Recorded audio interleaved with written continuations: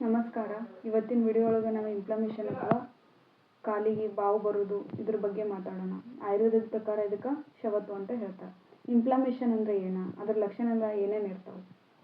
ಆಯುರ್ವೇದದ ಪ್ರಕಾರ ಶ್ಲೋಕ ಆಯಿತು ಅಂದ್ರೆ ಊಷ್ಮತತಾ ಸ್ಯಾತ್ ಶವತು ಶಿರಾಣಾಂ ಆಯಾಮ ಇತ್ಯೇವ ಚ ಪೂರ್ವರೂಪಂ ಸಗೌರವ ಸ್ಯಾತ್ ಅನವಸ್ಥಿತತ್ವಂ ಸ ಉತ್ಸೇದ ಊಷ್ಮತಾ ಶಿರಾತನುತ್ವಂ ಸ ಲೋಮ ಹರ್ಷ ಅಂಗಾನಾಂ ವಿವರ್ಣತಾ ಚ ಸಾಮಾನ್ಯ ಲಿಂಗಂ ಶವತು ಪ್ರತಿಷ್ಠಿತ. ಅಂದ್ರೆ ಶವತು ಇದರಲ್ಲಿ ಮೊದಲು ಕಾಣಿಸಿಕೊಳ್ಳುವಂಥ ಲಕ್ಷಣಗಳು ಏನೇನು? ದೇಹದಲ್ಲಿ ಉಷ್ಣತೆ ಹೆಚ್ಚಾಗುವುದು, ರಕ್ತನಾಳಗಳು ತೆಳುವಾಗುವುದು. ನಂತರದಲ್ಲಿ ಕಾಣಿಸಿಕೊಳ್ಳುವಂಥ ಲಕ್ಷಣಗಳು ಏನೇನು? ಶರೀರ ಭಾರ ಅನಿಸುವುದು, ಅಸ್ಥಿರತೆ, ಉಬ್ಬರ ಅಥವಾ ಬಾವು, ಮೈ ಜುಮ್ ಅನಿಸುವುದು.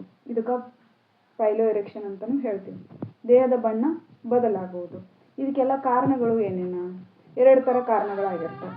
ಒಂದು ಅಂಡರ್ ನ್ಯೂಟ್ರಿಷನ್ ಆಗಿರ್ಬೋದು. ಅಂಡರ್ ನ್ಯೂಟ್ರಿಷನ್ ಅಂದ್ರೆ ದೇಹಕ್ಕೆ ಬೇಕಾದಂಥ ಪೋಷಕಾಂಶಗಳ ಕೊರತೆ, ಅತಿಯಾದ ಹುಳಿ, ಖಾರ, ಉಷ್ಣ, ಅಜೀರ್ಣ ಉಂಟು ಮಾಡುವಂಥ ಪದಾರ್ಥಗಳಂತ ಸೇವನೆ ಮಾಡೋದು.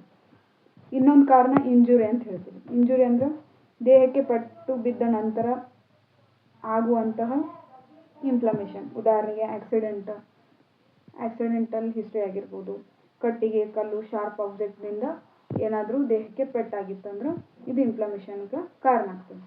ಈಗ ರೋಗೋತ್ಪತ್ತಿ ಹೇಗೆ ಆಗುತ್ತೆ, ಇದರ ಸಂಪ್ರಾಪ್ತಿ ಅಂತ ಹೇಳ್ತೇವೆ ನಾವು. ಇದೆಲ್ಲ ಮೊದಲು ಹೇಳಿರುವ ಕಾರಣದಿಂದ ದೇಹದೊಳಗಿರುವಂತಹ ವಾತ ಪ್ರಕೋಪಗೊಂಡ ರಕ್ತ ಪಿತ್ತದೊಂದಿಗೆ ಸೇರಿ ದೇಹ ಉಬ್ಬರಗೊಳ್ತದೆ. ಇದಕ್ಕೂ ಆಚಾರ್ಯಗಳು ಶ್ಲೋಕ ಹೇಳ್ಯಾರ.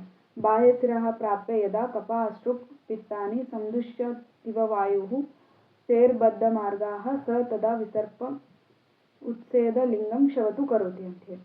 ಟ್ರೀಟ್ಮೆಂಟ್ ಒಳಗೆ ಮೊದಲೇದಾಗಿ ಬರುವಂಥದ್ದು ನಿಧಾನ ಪರಿಮರ್ಜನ ಅಂತೀವಿ. ನಿಧಾನ ಪರಿಮರ್ಜನ ಅಂದರೆ ರೋಗಕ್ಕೆ ಏನೆಲ್ಲ ಕಾರಣಗಳದಾವಲ್ಲ ಅದನ್ನೆಲ್ಲ ಆದಷ್ಟು ಅವಾಯ್ಡ್ ಮಾಡಬೇಕು.